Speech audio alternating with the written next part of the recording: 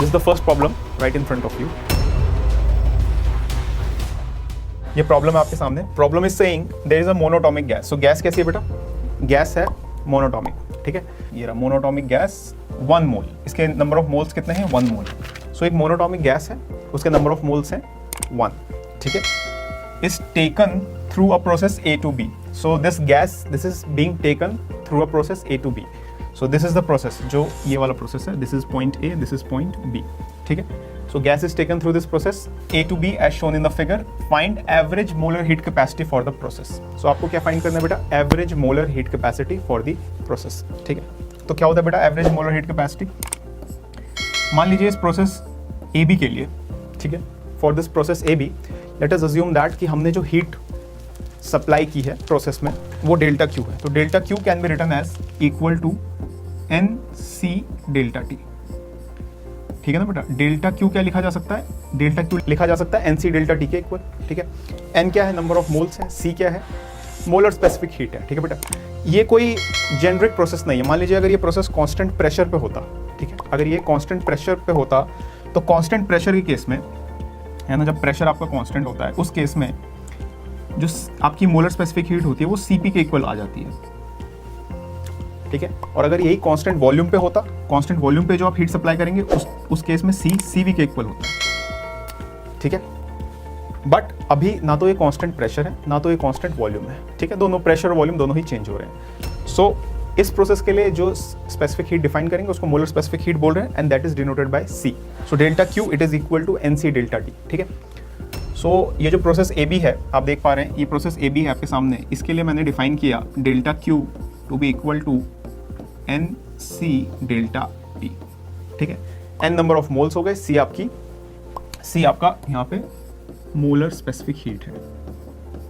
चलिए अब हमें इसी मोलर स्पेसिफिक हीट की वैल्यू फाइंड करनी है, ठीक है। तो first law of thermodynamics use करते हैं। फर्स्ट लॉ ऑफ थर्मोडायनेमिक्स के according we can write delta Q to be equal to delta U plus delta W, ठीक है।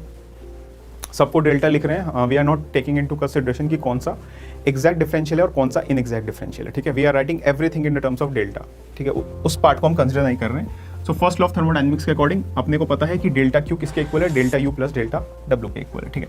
ग्राफ आपके सामने है। तो डेल्टा डब्ल्यू कैसे फाइंड करेंगे? डेल्टा डब्ल्यू फाइंड होता है बेटा एरिया अंडर पीवी कर्व।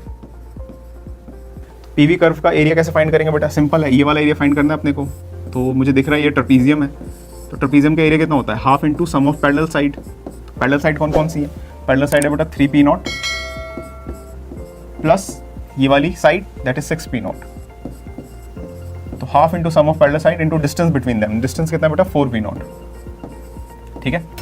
सो ये हो गया half into 9p0 into 4v0। इसको कैलकुलेट करें तो ये आएगा आपके सामने 18p0 v0, ठीक है। कितना आ रहा है बेटा? 18p0 v0। सो यहाँ से अगर मैं लिखूँ तो डेल्टा डब्ल्यू की वैल्यू कितनी आ रही है बेटा? डेल्टा डब्ल्यू की वैल्यू आ रही है 18p0 v0, ठीक है। पॉजिटिव आ रही है क्योंकि यहाँ पे आपका गैस वर्क डन कर रहा है, ठीक है। उसके अलावा डेल्टा यू कैसे लिखेंगे बेटा? डेल्टा यू इसका तो यूनिवर्सल एक्सप्रेशन आपके पास है। चेंज इन इंटरनल एनर्जी कैसा है? ये एक पॉइंट फंक्शन है। It doesn't depend upon the process. इसका तो यूनिवर्सल एक्सप्रेशन है delta U it is equal to N C V delta T, ठीक है बेटा।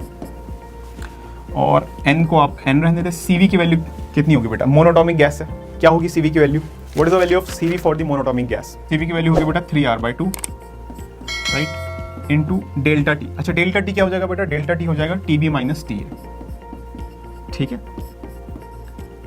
सो अगर मैं यहाँ पे लिखूँ, हमारे पास फर्स्ट लॉ ऑफ थर्मोडायनेमिक्स से इक्वेशन है delta Q to be equal to delta U plus delta W. डेल्टा क्यू को लिख सकते हैं n C delta T. Delta U क्या एक्सप्रेशन हमने कैलकुलेट किया था? It is n into 3r/2, right. So n into 3r/2 into delta T, right. और डेल्टा डब्ल्यू हमने कैलकुलेट किया था बेटा, that is equal to 18p0 v0, ठीक है। अब हमें c का एक्सप्रेशन निकालना है, ठीक है। तो आपको इस p0 v0 को भी चेंज करना पड़ेगा। p0 v0 को भी आपको n और डेल्टा t के टर्म्स में लाना पड़ेगा, ठीक है। दैट इज ऑल्सो सिंपल, ठीक है। देखिए एट पॉइंट ए, हम पॉइंट ए पे आप आइडियल गैस इक्वेशन अप्लाई करें। आइडियल गैस इक्वेशन क्या बेटा, P V is equal to nRT। So point A पे अगर मैं आइडियल गैस इक्वेशन अप्लाई करूँ तो मैं क्या लिख सकता हूँ, यहाँ पे प्रेशर है 3P0 और वॉल्यूम है V0, तो मैं लिख सकता हूँ 3P0 V0 to be equal to nRTA। और सिमिलरली मैं पॉइंट बी पे लिख सकता हूँ एट पॉइंट बी, मैं पॉइंट बी पे भी लिख सकता हूँ, प्रेशर है 6P0, वॉल्यूम है 5V0, so 6P0 into 5V0 to be equal to nRTV.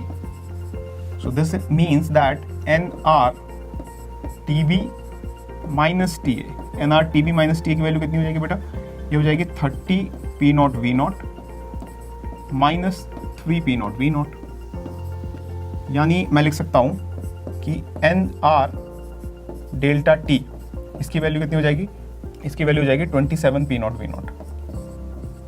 ठीक है बेटा, तो यहाँ से मैं P0 V0 की वैल्यू क्या लिख सकता हूँ, P0 V0 की वैल्यू हो जाएगी nR डेल्टा T ओवर 27। तो अपने पास डेल्टा Q है NC डेल्टा T, ये है N into 3R/2 into delta T plus 18 P0 V0। P0 V0 का एक्सप्रेशन हमने निकाला है nR डेल्टा T बाई 27, सो nR डेल्टा T बाय 27। ठीक है बेटा, कॉमन टर्म्स कैंसिल करते हैं, n delta T, n delta T, n delta T। ठीक है, तो C की वैल्यू आएगी बेटा 3R/2 plus 18/27, so 9 2 18 and 9 3 27, so 3R/2 plus 2R/3। LCM ले लीजिए, यहाँ पे एलसीएम हो जाएगा बेटा 6, सो 2 3, सो 9R प्लस 4R, सो ये आ रहा है बेटा 13R/6।